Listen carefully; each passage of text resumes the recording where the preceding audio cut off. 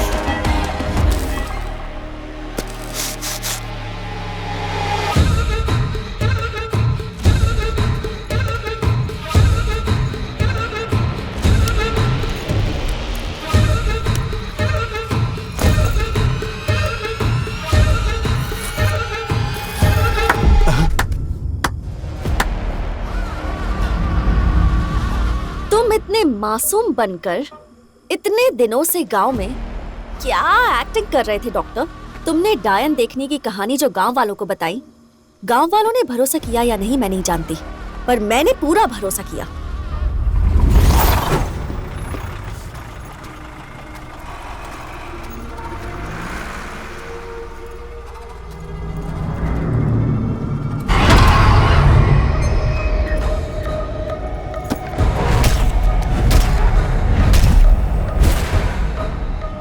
इसलिए तेरे पीछे पीछे उस डायन को देखने के लिए मैं भी यहाँ तक आ गई। तुम जानते थे गांव वाले पोस्टमार्टम नहीं होने देंगे, इसलिए नशे की दवाई अच्छी तरह इस्तेमाल की। पोस्टमार्टम रिपोर्ट में तो वही लिखा है। भागने की कोशिश मत कर, अगर गांव वालों को पता चला ना तो तू बेमौत मारा जाएगा।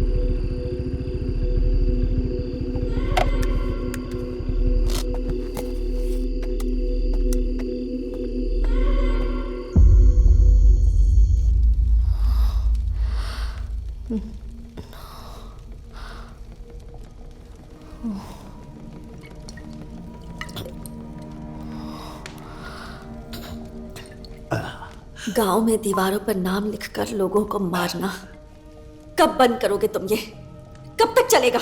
आखिर क्यों कर रहे हो तुम? शैलू के लिए। तेरी रखेल शैलू के लिए?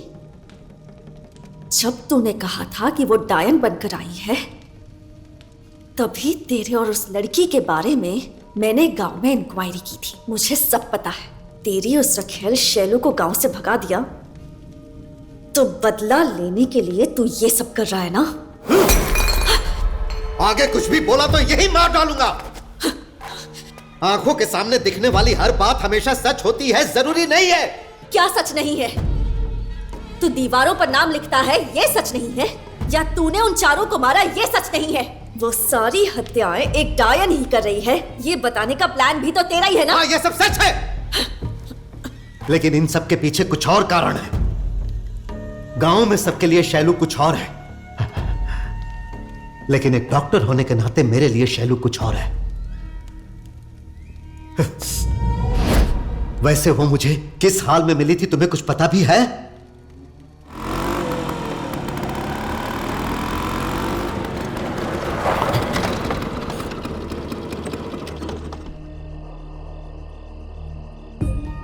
उस दिन पूरी तरह घायल होकर पड़ी शैलू को देखकर मुझे बहुत दुख हुआ।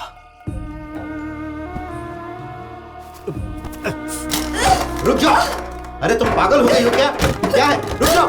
मेरी बात सुनो! मेरी बात सुनो! शैलू, बोलो ना, ऐसा मत करो! पागल हो गई हो तुम? हाँ? मुझ में मरने की हिम्मत नहीं है डॉक्टर। आप ही मुझे मार दीजिए। डॉक्टर मारने के लिए नहीं होते हैं, बचाने के लिए होते हैं।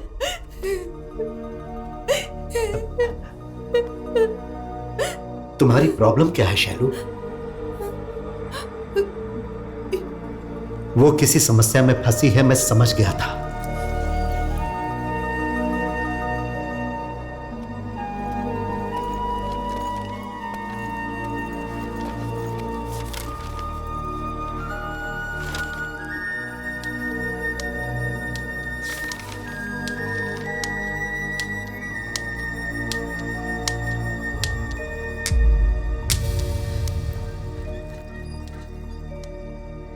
ये शरीर भगवान का दिया गया एक बड़ा वरदान है, लेकिन इसी शरीर में ऐसे बहुत से श्राप हैं जिनके बारे में हम नहीं जानते। इन 2 दिनों में उससे बात करके मैंने उसके बारे में बहुत कुछ जाना है। कुछ टेस्ट भी किए हैं, जल्दी ही रिपोर्ट्स आ जाएंगी। तुम जैसा सोच रहे हो उसे वैसी कोई बीमारी नहीं है।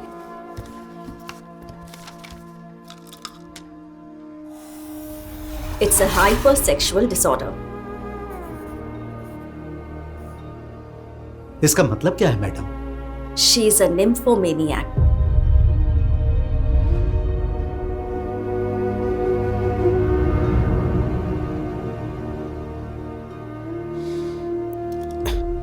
इमोशनल इन्वॉल्वमेंट ना होते हुए भी उनमें जबरदस्ती सेक्स की चाहत होती है। ये एक प्रकार का मानसिक लैंगिक डिसऑर्डर है।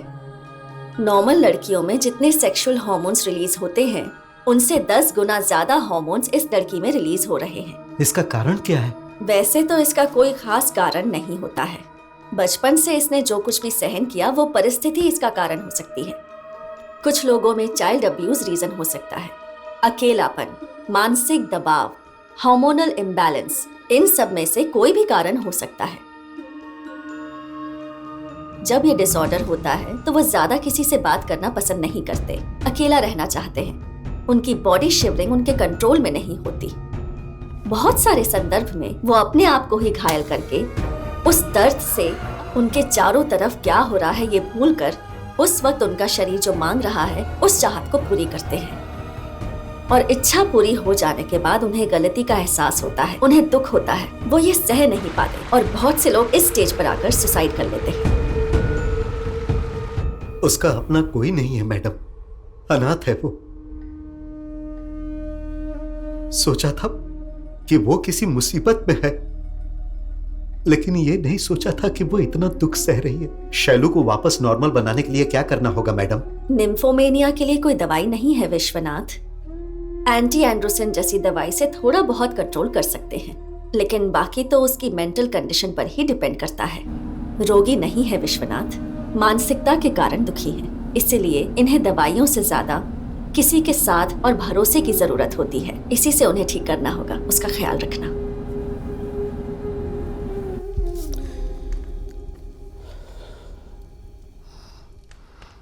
चार साल पहले मैंने अपनी बेटी की शादी करके उसे ससुराल भेजा था। एक दिन उसने घासलेट डाल के खुदकुशी कर ली। उसने एक बार भी पिताजी मुझे ये प्रॉब्लम है कभी नहीं बताया। जब मैं अपनी बेटी को ना बचा पाने के दुख में था, उन्हीं दिनों शैलू ने अपना दुख मुझे बताया तो उसमें मुझे अपनी बेटी नजर आई।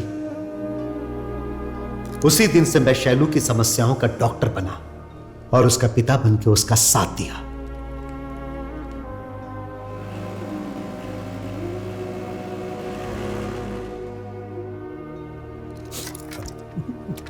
बस बेटी बस। कोई बात नहीं, थोड़ा और लीजिए। बेटा अब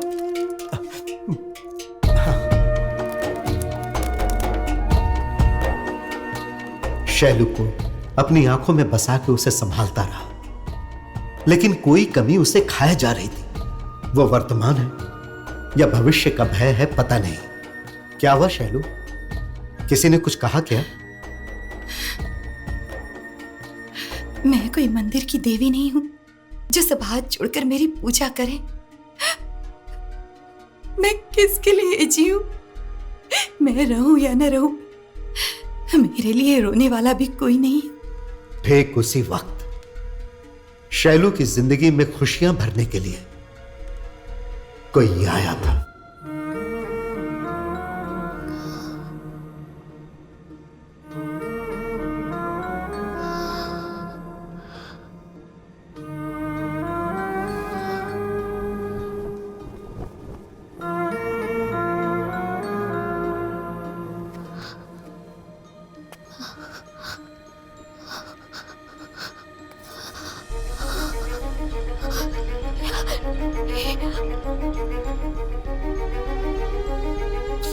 तू काजल लगाएगी तो नीले आकाश में जैसे आसमां में काले बादल छा जाते हैं, इतनी सुंदर दिखेगी।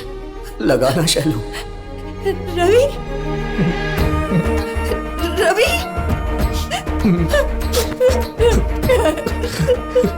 तुम कहाँ चले गए थे? मुझे लगा तुम नहीं आओगे। इतने दिनों से कहाँ थे तुम? कहाँ थे?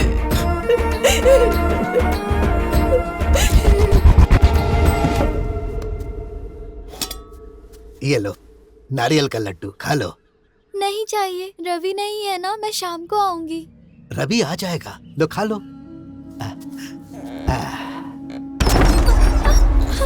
रवि, मुझे डर लग रहा है रवि, मुझे डर लग रहा है रवि।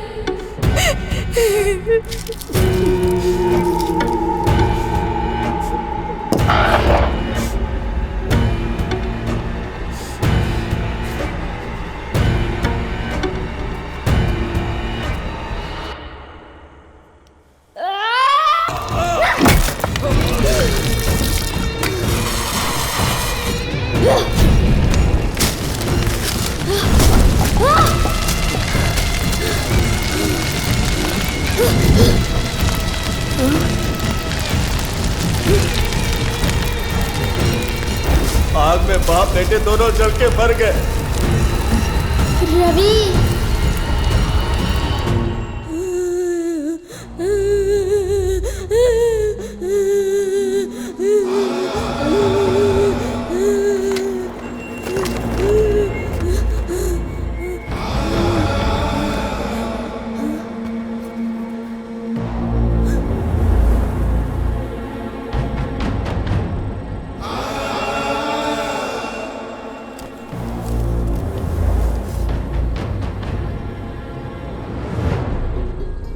उस पल से तेरे सामने ना आके भी हर पल में तेरे साए की तरह तेरे पीछे रहा।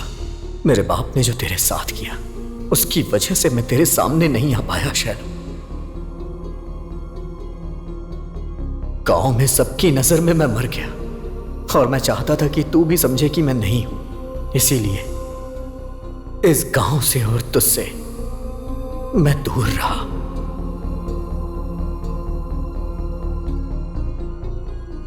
तू जब भी किसी के साथ खुश रहती तो मैं हमेशा तेरे पीछे रहता था। वैसे ही जब तू दुखी रहती थी तब भी मैंने तेरा पीछा नहीं छोड़ा, लेकिन मैं चाह के भी कुछ नहीं कर सकता था शैलू।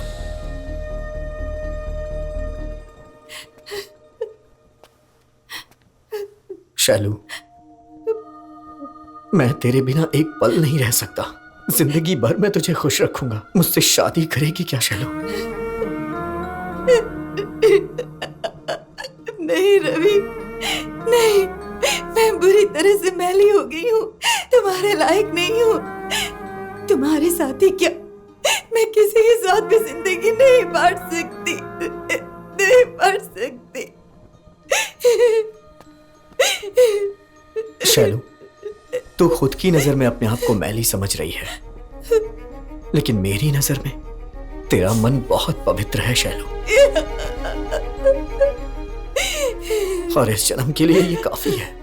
अगर जिंदगी भर साथ रहना है तो तुम दोनों शादी कर लो और शादी करने के बाद तुम दोनों कहीं दूर चले जाओ, पुरानी बातें भूलकर नई जिंदगी शुरू करो। कल ही हम शहर जाएंगे और शादी के लिए सब कुछ खरीद कर लाएंगे और परसों शाम को माँ महालक्ष्मी के मंदिर में तुम दोनों की शादी होगी।